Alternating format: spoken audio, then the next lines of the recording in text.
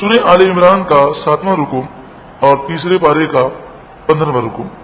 قل اے محبوب آپ فرمائیے، یا اہل الکتاب، اے اہل کتاب، یعنی اے یہودیوں، اے عیسائیوں کہ جنہیں کتاب دی گئی اور وہ توریت اور انجیل کو ماننے کا دعویٰ کرتے ہیں، آپ فرمائیے اے یہودیوں، اے عیسائیوں، تعالوا آؤ الی کلمۃ سواء بیننا وبینکم، ایک ایسے جملے کی طرف، ایک ایسے کلمے کی طرف کہ جو ہمارے اور تمہارے درمیان برابر ہے۔ یہاں کلمے سے مراد لفظ مفرد نہیں بلکہ جملہ مفیدہ ہے، جیسے پہلا کلمہ کہتے ہیں، پہلا کلمہ، دوسرا کلمہ۔ تو ایک ایسے کلمے کی طرف آؤ جو ہمارے تمہارے درمیان برابر ہے۔ وہ کیا ہے؟ یہ بات توریت میں لکھی ہے، یہ بات انجیل میں بھی لکھی ہے۔ توریت اور انجیل میں بڑا رد و بدل ہوا، بڑی تحریف ہوئی، لیکن اس میں وہ اس وقت تک یہ بات نہیں لکھ سکے تھے کہ عیسیٰ علیہ السلام اللہ کے بیٹے ہیں، حضرت عزیر اللہ کے بیٹے ہیں، الہ ہے، خدا ہے، معبود ہیں۔ توریت میں انجیل میں یہی بات لکھی تھی، اللہ نعبد الا اللہ، کہ ہم صرف اللہ ہی کی عبادت کریں، ولا نشرک بہ شیئا، اور ہم کسی چیز کو اس کے ساتھ برابر نہ ٹھہرائیں، نہ کسی انسان کو، نہ کسی پتھر کو، نہ کسی درخت کو اللہ کے برابر نہ سمجھیں، ولا یتخذ بعضنا بعضا، اور ہم میں سے کوئی دوسرے کو نہ بنائے، اربابا من دون اللہ، اللہ کو چھوڑ کر خدا، اللہ کے مقابلے میں خدا۔ اربابا رب کی جمع ہے، اللہ کو چھوڑ کر اللہ کے سوا ہم کسی اور کو رب نہ بنائیں۔ بعض مفسرین نے فرمایا کہ بعض یہودی، بعض عیسائی اپنے احبار اور رہبان جو تھے، یعنی جو پادری قسم کے لوگ تھے، ان کی وہ پوجا کرتے تھے، انہیں سجدہ کرتے تھے۔ عیسائیوں میں، یہودیوں میں یہ مرض عام تھا۔ اور امام ترمذی کی روایت یہ ہے کہ عدی بن حاتم طائی کے بیٹے عدی جب یہ مسلمان ہوئے تو انہوں نے عرض کی، یا رسول اللہ صلی اللہ علیہ وسلم، قرآن میں ہے کہ اربابن کا ذکر ہے، تو یہودی عیسائی تو کسی کو، یعنی اپنے راہبوں کو یا پادریوں کو رب تو نہیں سمجھتے تھے۔ تو آپ صلی اللہ علیہ وآلہ وسلم نے ارشاد فرمایا کہ وہ ایسا کرتے تھے کہ توریت میں ایک بات لکھی ہے اور لکھا ہے یہ چیز حرام ہے، تو یہ اپنے پادریوں کو اتنا اختیار دیتے تھے اور سمجھتے تھے کہ ہمارا پادری اللہ کے حرام کو حلال بنانے کی طاقت رکھتا ہے، تو یہ اللہ کے مقابلے میں رب بنانا ہے۔ آج بھی عیسائیوں میں یہ مرض عام ہے، وہ ان کا جو پوپ ہے ہر 100 سال کے بعد انجیل میں، بائبل میں تبدیلی کرتا ہے، اور وہ انجیل بائبل میں جو کچھ لکھا ہے اس پر عمل نہیں کرتے، بلکہ ان کا پوپ حالات کے حساب سے جو تبدیلی کر دے وہ اس پر عمل کرتے ہیں۔ جیسے مثال کے طور پر اگر ہم دیکھیں قرآن پاک میں سود حرام ہے، قرآن نے سود کو حرام قرار دیا، شراب کو حرام قرار دیا، زنا کو حرام قرار دیا۔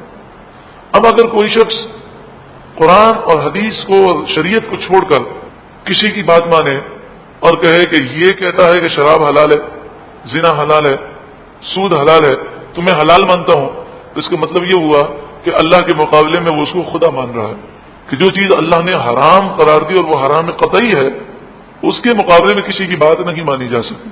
جہاں تک تقلید کا تعلق ہے کہ پوری دنیا کے جو مسلمان ہیں وہ مقلد ہیں، مسلمانوں کی اکثریت مقلدین کی ہے، آٹے میں بال کے برابر ایسے لوگ ہیں جو غیر مقلدین ہیں، یا تو مسلمان حنفی ہیں یا شافعی ہیں یا مالکی ہیں یا حنبلی ہیں۔ صحیح العقیدہ مسلمان 4 گروہ میں تقسیم ہیں، اور یہ چاروں حق ہیں۔ اگر عقائد صحیح ہوں تو حنفی، شافعی، مالکی، حنبلی ہونے میں کوئی حرج نہیں۔ تو یہ بات یاد رکھیں کہ امام اعظم ابو حنیفہ، امام شافعی، امام مالک، امام احمد بن حنبل قرآن و حدیث کی جو باتیں قطعی ہیں، واضح ہیں، اس میں کسی قسم کا کوئی اختلاف نہیں رکھتے، سبھی اس بات کو مانتے ہیں اور اس پر سبھی متفق ہیں۔ صرف جو تحقیق کا فرق ہے وہ نئے نئے مسائل میں ہے، کہ وہ مسائل جن کا واضح ذکر نہ قرآن میں نہ حدیث میں، اور وہ مسئلہ سامنے آیا تو اس کا حل پیش کرنے کے لیے انہوں نے تحقیقات کی، اور وہ تحقیقات کے مختلف رخ ہیں۔ جیسے حضرت معاذ بن جبل کو حدیث پاک میں ہے کہ حضرت معاذ بن جبل کو رسول اللہ صلی اللہ علیہ وآلہ وسلم نے یمن کی طرف بھیجا اور آپ کو قاضی بنا کر بھیجا، تو فرمایا معاذ فیصلہ کیسے کرو گے؟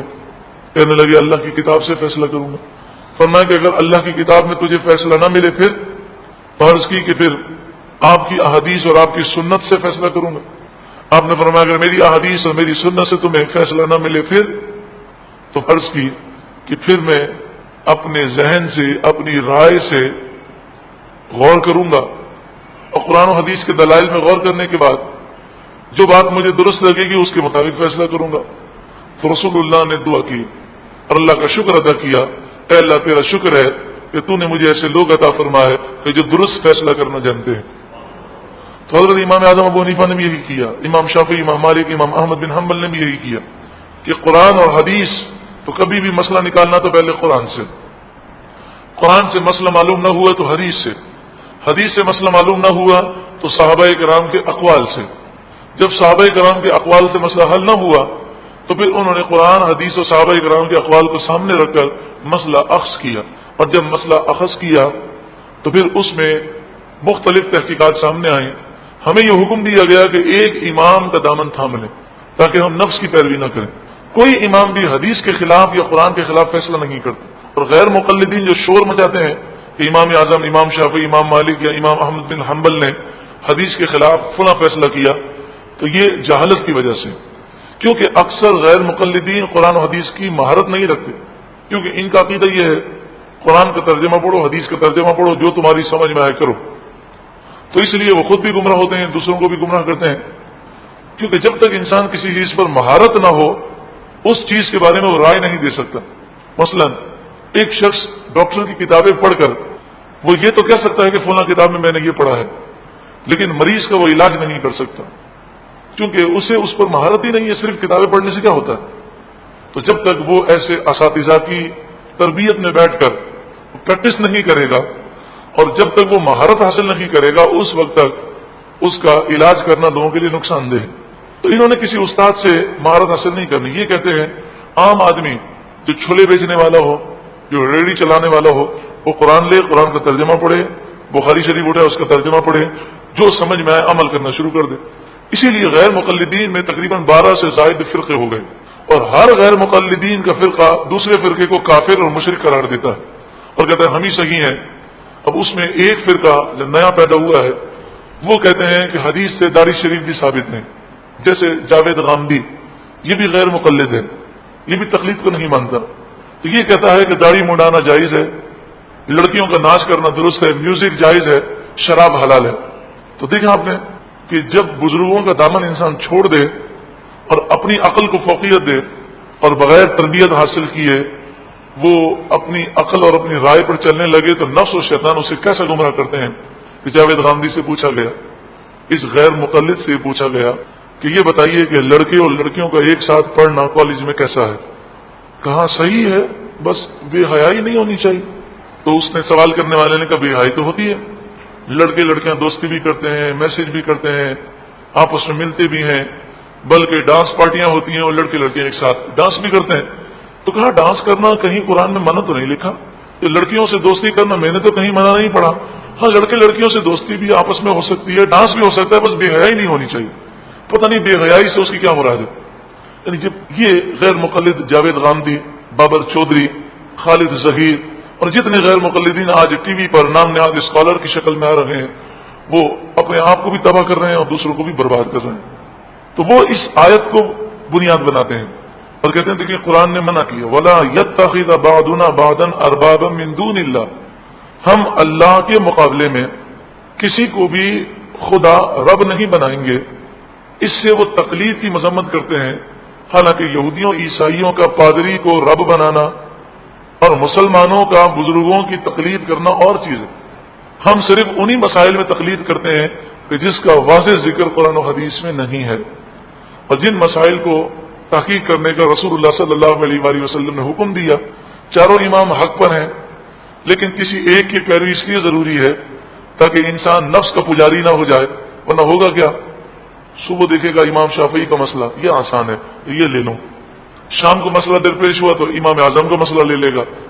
تو پھر در حقیقت وہ شریعت کی پیروی نہیں کر رہا بلکہ اپنے نفس کی پیروی کر رہا.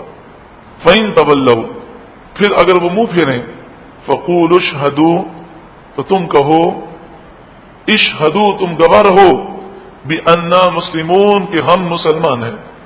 کتنا واضح انداز ہے کہ اگر لوگ تمہاری باتیں مانیں تو ٹھیک ہے، تم ان کے سامنے اپنے ایمان کی مضبوطی کا ذکر کر دو. یا اہل الکتاب، اے اہل کتاب، اے توریت انجیل کو ماننے والوں، لم تحاجون فی ابراہیم، تم ابراہیم علیہ السلام کے بارے میں کیوں جھگڑا کرتے ہو؟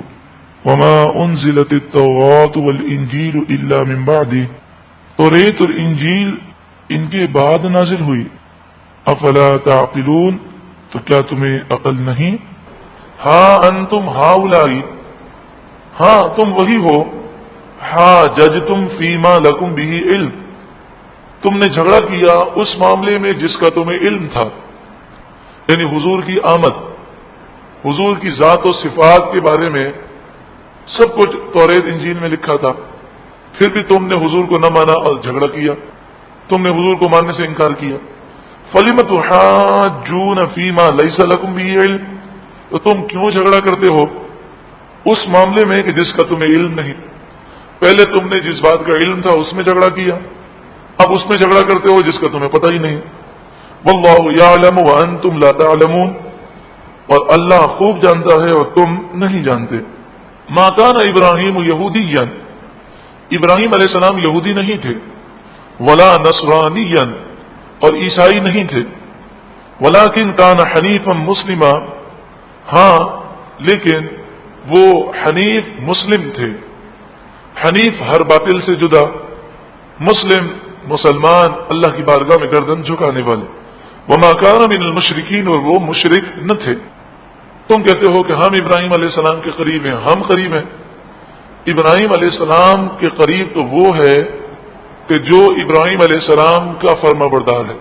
ان اول الناس بابراہیم للذین اتبعوہ، بے شک ابراہیم علیہ السلام کے زیادہ قریب وہ لوگ ہیں کہ جو ابراہیم علیہ السلام کی اتباع کرنے والے ہیں.